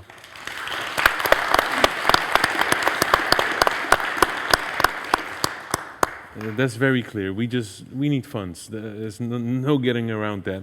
Shaibu, it's been great to hear you talk. I can feel you're I can feel the energy. Let's look at some success stories coming from your projects.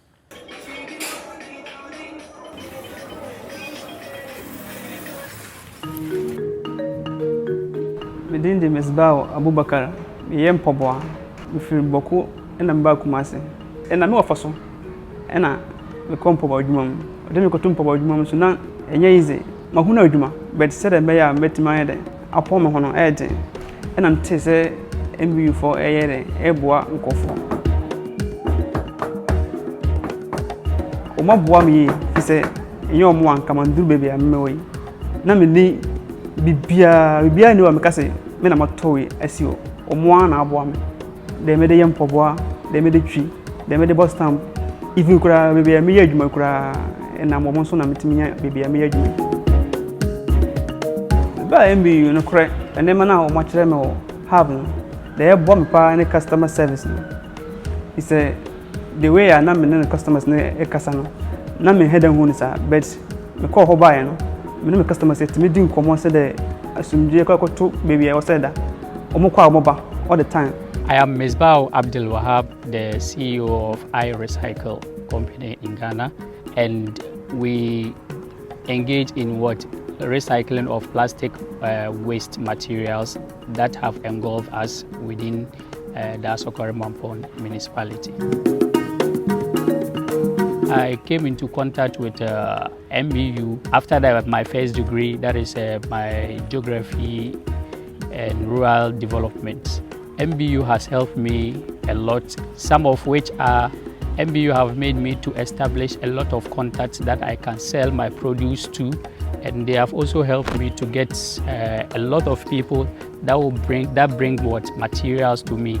And MBU has also helped me in such a way that we organize a fora for community development to educate people on how they can manage their waste, especially their plastic waste.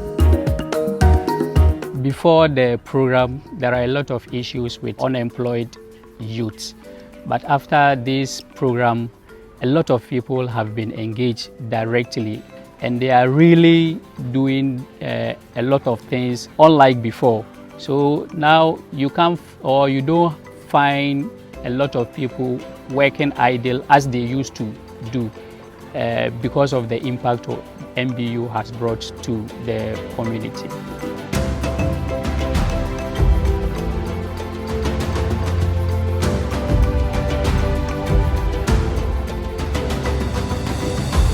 Me de Lydia Sante, me fresi in Pong, me din fie 28 years. Me te say omo now so information say e mebuna wo kromu hanom eseni Pong kromu hanom no a wapon ne ho na wo hia emwa ombra me nya ho pepre say me ko honom me ko yanso mo muji me din je me number me wo ho ana e frɛ me na me wo fie no me ye adwuma me de me nsa na ye but na me machine no enye papa ba me ba SOS mu no nyame adom say me Me hu ne menka because SOS aye bia man. Because menya machine. Menya industrial asenya knitting machine. Many aji ama menya enye wo mu anka sa menka me wo fie. Say many aji broso because na me ti fie no. Na me nkai se me wo mwa bi e wo baabi. Ba me ba SOS mu no. O ma boa me ama say ma de me ho kra, ma de me ho e wo se me so me boa afoforo. Ti me so me pese me afoforo nya me so faso. Nti ye twa frɛ na wie no. Nti nipa ni waste 20 wuchem tu abenya sai.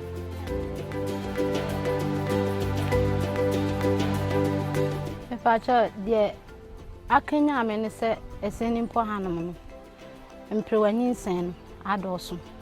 But se me hu se obi wo saati bia no mu a na ha me. Enu nti na mpese me mafa enkra me kire o madwuma se ne SOS for na aboa me no. Ama me duru saati bia bi sei no.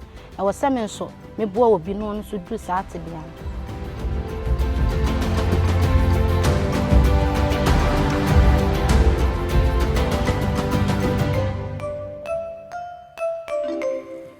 Ja, mooi. Heel mooi. Ja, daar is hij weer hoor. Mijn groene vriend. Zijn er vragen voor Tijmen of Shaibu? Ja. Great presentation, thank you. I was wondering what the impact of trauma on young people's lives is quite often very big. And I dare to say in the African countries I visited, there's a lot more trauma than I was used to here. Does that have any role in your programs, both question for Tijmen and also, I don't know about Ghana, so I would love to learn about it. Like, do you give active mental health support, or, I mean, confidence you can build through success, but also just by counseling you can heal. Does it have a place in your programs, or is that something that other organizations have to do? Okay. So I did mention earlier that the NBU project is more of an holistic approach. So aside the trainings that we run business networking events. And these business networking events have different teams. For example, we have this business networking event called Screw Up Moment that is basically focused on business failures. You put a lot of people in the room and people can tell you about how they failed running a business and all of that, right? There are other concepts or other teams that run like that. So these are topics that we deal with once in a while. We call experts. I remember we worked with Kwame Nkrumah University to bring in an expert to talk about some of these things. And it will surprise you to know that when she spoke about the signs of depression, we all realize that some way, somehow, we are all depressed. So these are things that we give that kind of exposure, but they are not really the core of our programs, but there's that opportunity to engage youth at that level. Yeah. Thank you. Another question. Yes, sir. Ja, zeker. 2 keer is wel de max, hè? Dan houdt Thank het you op. very much for your clear presentation, and it's wonderful what you're doing, and congratulations. I go a long time back in SOS Children, until the previous age, and I have visited many villages, and I found around the world beautiful vocational training centers run by SOS Children villages for their own children, but also for older children in the neighborhood. Kenya, the village in Kenya, Nairobi, had the best bicycle repair education in whole Africa. They had the best, Ghana had a very good electrotechnical education, vocational training center. In India, in Mumbai, SOS Children was running a medical nurse education, the best in whole India. How is the situation today with these vocational training centers, which were so damn good that I would say organize more of them and have there the children learn really a good trade? Is that in the works? Well, no, it was always there. It's still there, partly, I know. But expanding it would be wonderful and would be a great help for you to train people for the jobs which are needed later on. So it's more of an advice than a question. It was a question. How many are there still left over? Okay. And is it an idea to continue building neurons? And is that a question you can answer, Shaibu? That is a question I'd refer to my country director. Yeah, that's more a question for Alex. Thank you so much for this. Thank you. Biological farming. Thank you so much for this question. First of all, he talked about mental health, and we work with a lot of children. We hire a mental health specialist now, very trained guy who has done this job. So working with our children can be referred to whatever support they need to do. We have asked him to just determine who has the problem, then they can be referred, because he should not be the one, but trying to identify who needs it. If I need it, he should refer me so I get the right support. So we have hired someone to do that for us. And also, we had one of the best vocational schools in Ghana. We're training a lot of young people. We did this for so many years, 25 years, but it was a time where we transferred this to the larger community so that our children can get into. There was one problem. The child comes through the SOS village, grows into the SOS village, the vocational school is right there. Integrating was quite difficult with them, because you come as a baby, grow up in a vocational school before you go look for a job. We were having difficulties with this, so we have partnered with other people to carry this on, and our children can go there. That's why we're working with these people who can better provide these services. Also, we have to downsize in terms of what we can do, but form more partnership so that we can focus on the core business. And this is why also we are doing the grain, the NBU, etc., so that we can also, once we have the skills, we can pass it on. A lot more children can benefit. But however, as you said, maybe there are some countries who will keep some of them. They are the best placed. For us, we thought we cannot take all the children from the community to come here. It's quite small. Why don't we work with other best placed suppliers? So we are doing that, and our kids are learning. Like those who want to do dressmaking, you saw that we were doing that. But now the kids can go to other suppliers. Yeah. What better kids can learn than us, then we can focus on getting them to go. Yeah. Then we providing the service, then they are very limited. Of course, it's good, as well as we'll do it well, but there are just few of them coming, so we can. Yes. Yeah. So yes, it's good. So they actually are expanding. Yes, and also the second part is the accountability, because when we are running something, our kids are not too accountable.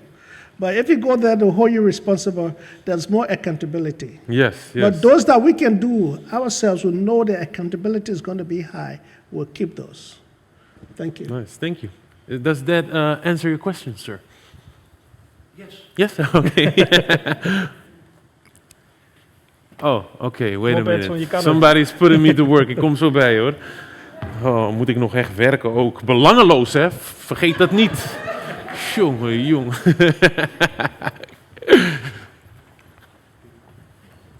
You, sir? You had a question? Yes. Thank you. Mr. Hussein? Yeah. Very good work that we're doing in Ghana, and also SOS in general. But I can hear that there are a lot of excellency, like highly educated and more theory. I've never seen any agriculture project or commercial school on the program audio examples. Do you still looking for partners on agriculture side, agriculture sector? are you also encouraging young people to go to agriculture sector? Because we have some projects in Ghana that your young people can also come in there, but Ghanaians are not being encouraged to go to agriculture sector. I want to know if you're encouraging young people to go to agriculture sector. Thank you. Thank you. So, Shaibu, is that a question you can answer? Or? Yes. So essentially, with regards to agriculture, I'll give you just a bit of a context, yeah? Agriculture in Ghana is very lucrative. But for most of the young people, we encourage young people to go into agriculture. Lots of them, we encourage them. But for most of them, the thinking or agriculture is being done in a primitive way, which is more labor intensive, right? It's more labor intensive. So a lot of the youth feel that it's a lot of hard work to go into agriculture. So we have really transitioned into changing the mindset that now you can basically run agriculture from the comfort of your room. You can do it without relying on the primitive ways of doing things.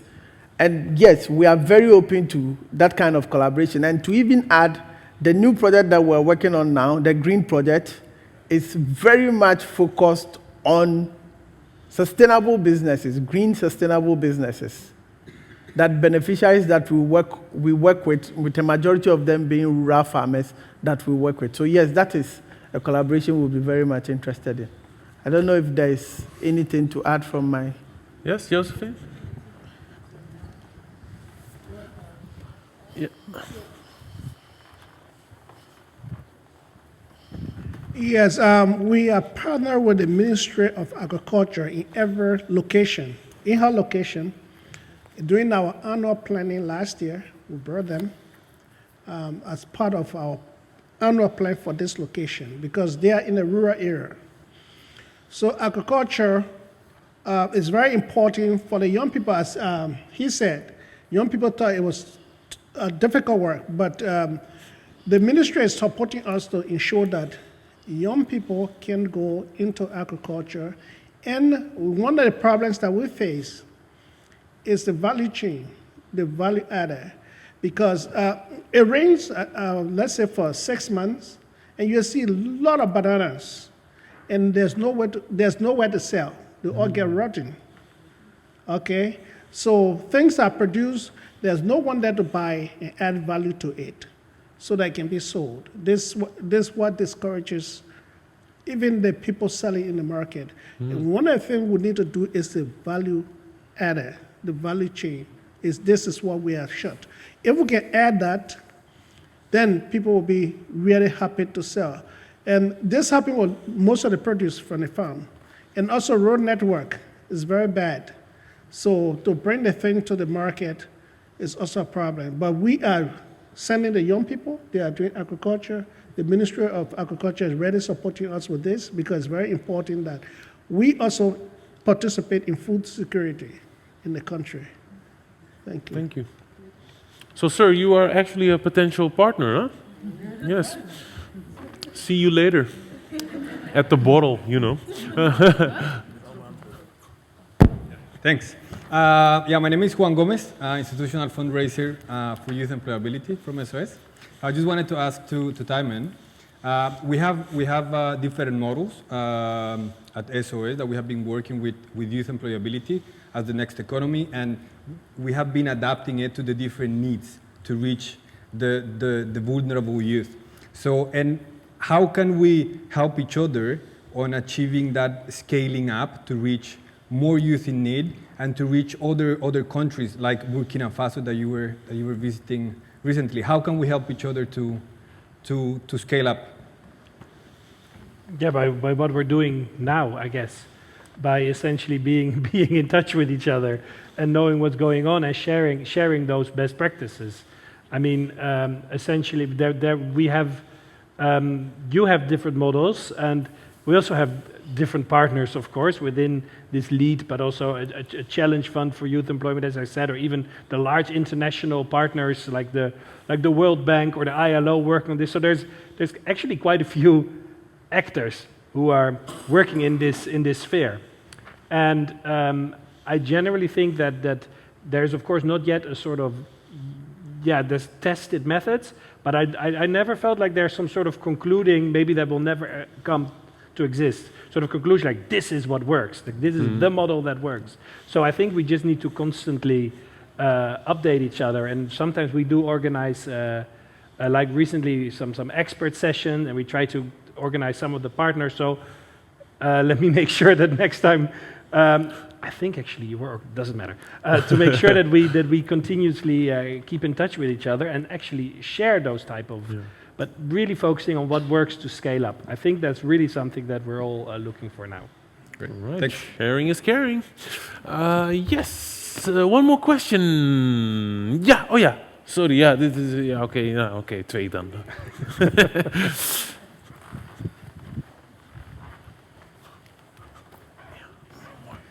Hi, I always get triggered when I see SOS gave me this, SOS gave me that.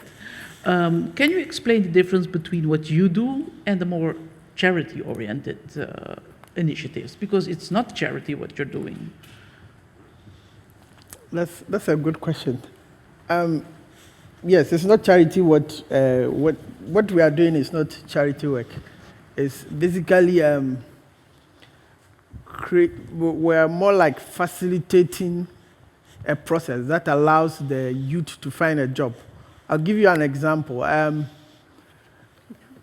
part of the entrepreneurship track, the youth have we kind of support them to secure startup kits or tools for work, right? For example, the video you saw with Ms. Bao, he needed support to secure those equipments to be able to do his work. Now, typically what happens is that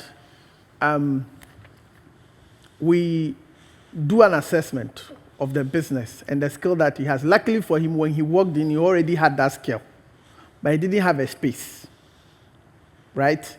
He didn't know how to start, where to go to start, or a space to start from. We did an assessment, identified that he needed those equipments. We invited someone from his family, more like a relative, to come vouch for him that we're going to do a 70-30 rule. It's more of a matching grant, but I must say that the rule or the percentage is not applicable to all youth. It's dependent on your capability or your economic status or how much you could afford.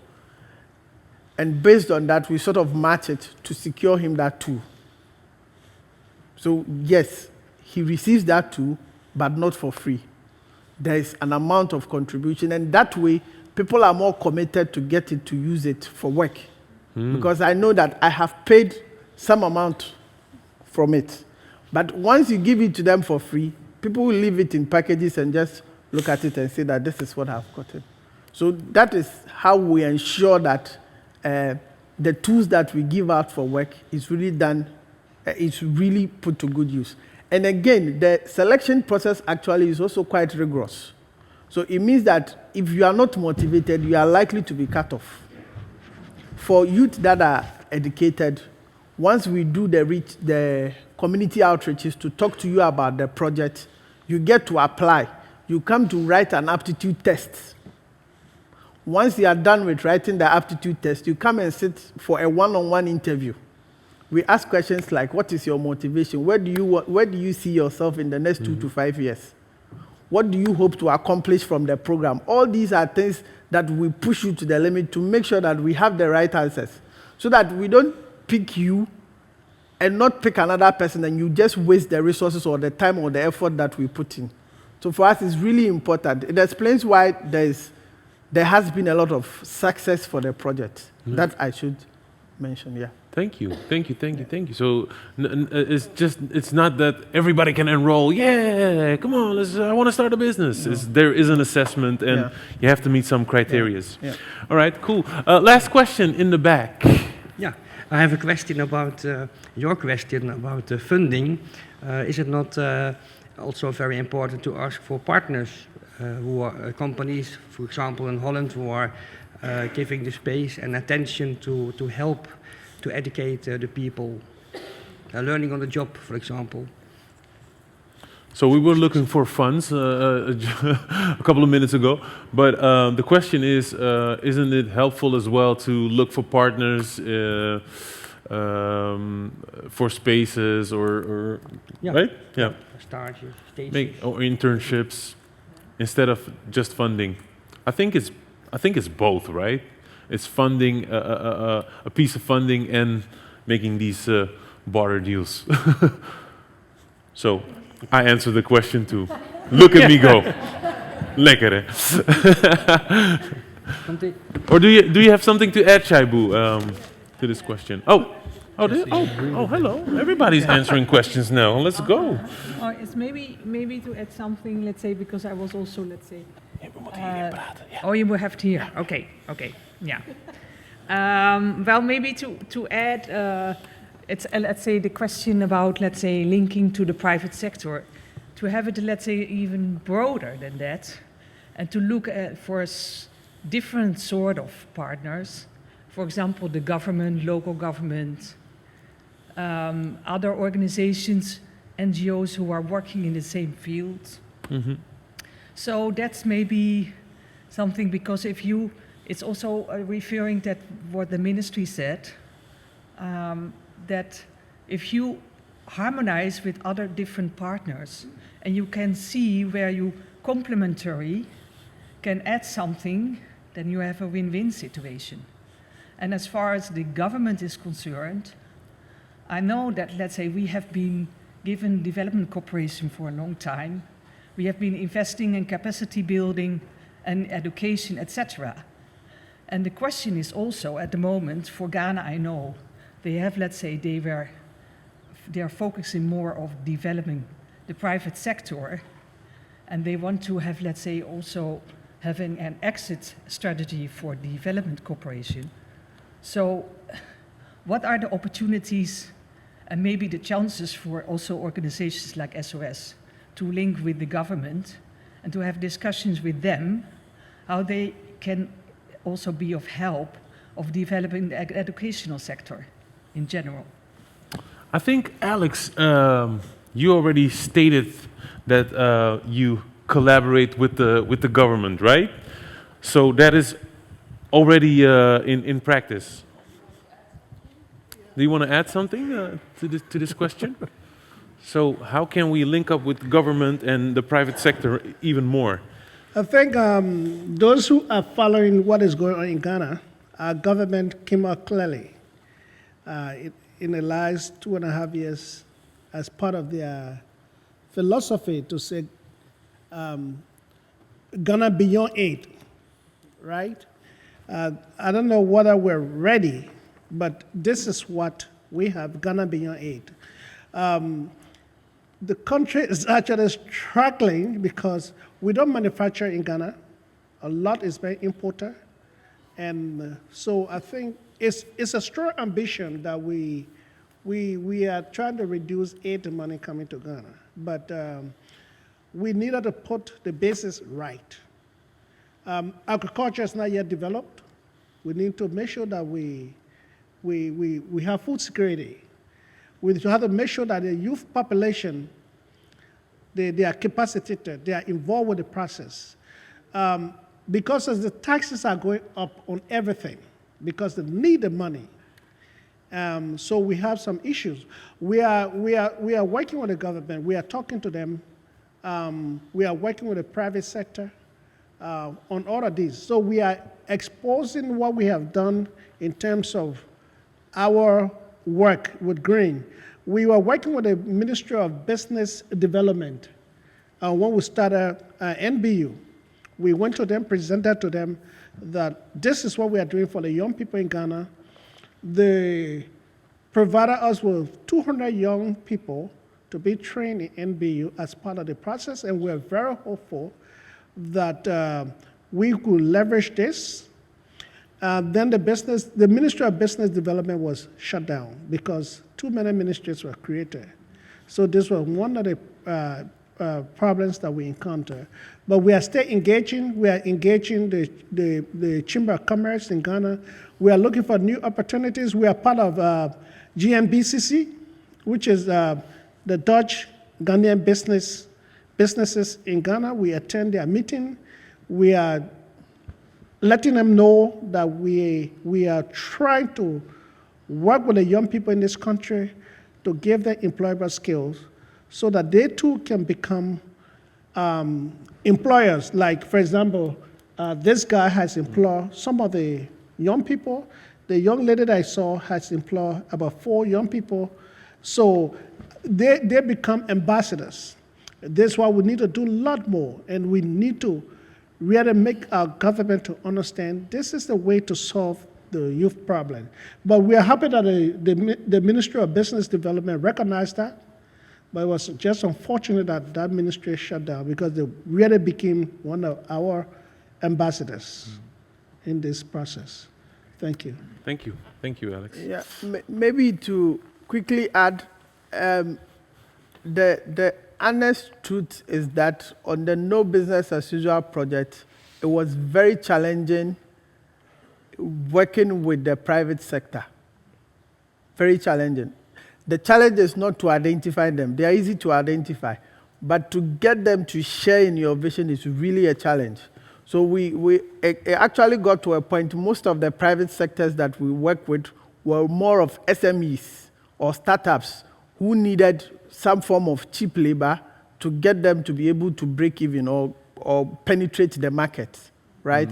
So for us, this is one of the major challenges. So please, if you do have leads to organizations that, private sector organizations that can really support, that is something that we'll be really open to. Yeah. Yes, thank you. Kevin, had jij nog een vraag? Nee, is oké? Ja? Shaibu, you're reaching out. Do you know what a bottle is? What? A bottle. No. That's what we're going to do after this event. We're going to bottle them. And then you can talk to people, and please do reach out, because that's what we're here for. I want to thank Tammin and Shaibu. Give them a round of applause. And keep the applause going, because I want to welcome back to the stage. Keep it going, Alex, Kakula, and Josephine. Please come to the stage.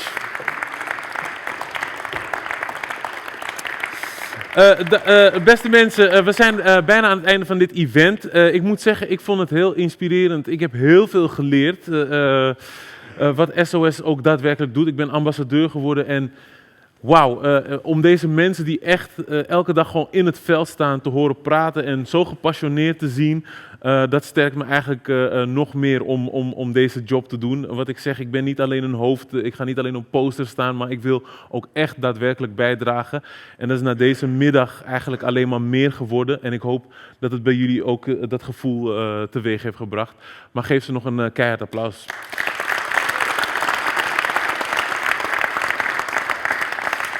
En Arjan is weer het podium opgekomen om de cirkel eigenlijk weer rond te maken.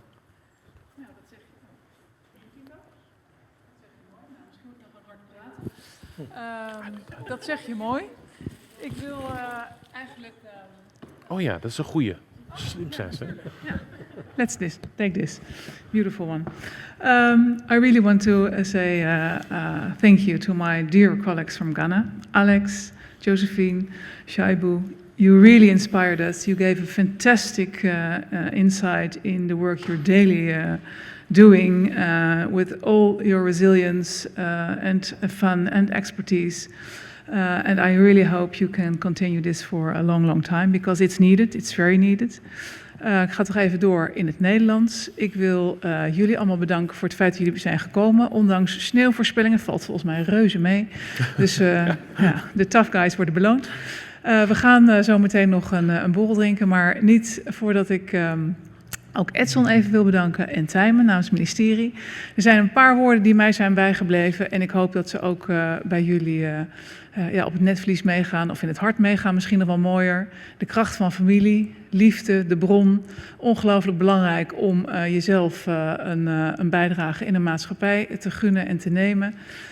Partnership, nou, volgens mij kunnen we daar zo meteen werk van maken. Laten we daar meteen een werkwoord van maken. Ontzettend belangrijk. En ik denk dat ook verschrikkelijk duidelijk is geworden. Alex was wat bescheidener. Shaibu was wel duidelijker. We kunnen dit werk alleen maar doen als er ook geld is. En we hebben mooie programma's. We weten ze continu te verbeteren. We weten inmiddels ook hoe we ze moeten schalen. Maar daar hebben we ook uw hulp bij nodig. Dus dank daarvoor. En iedere bijdrage daarvoor is ongelooflijk welkom. Veel dank. Tot zometeen. Drinken we nog een glas. Fijne middag.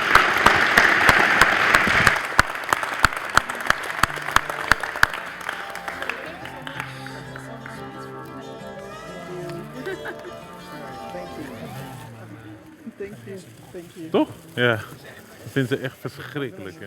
Alleen wij vinden dat lekker. Zoals wij vinden het. Ik vind het alleen lekker als we die Jägermeister. If you don't mind, we'd like to play a short interlude.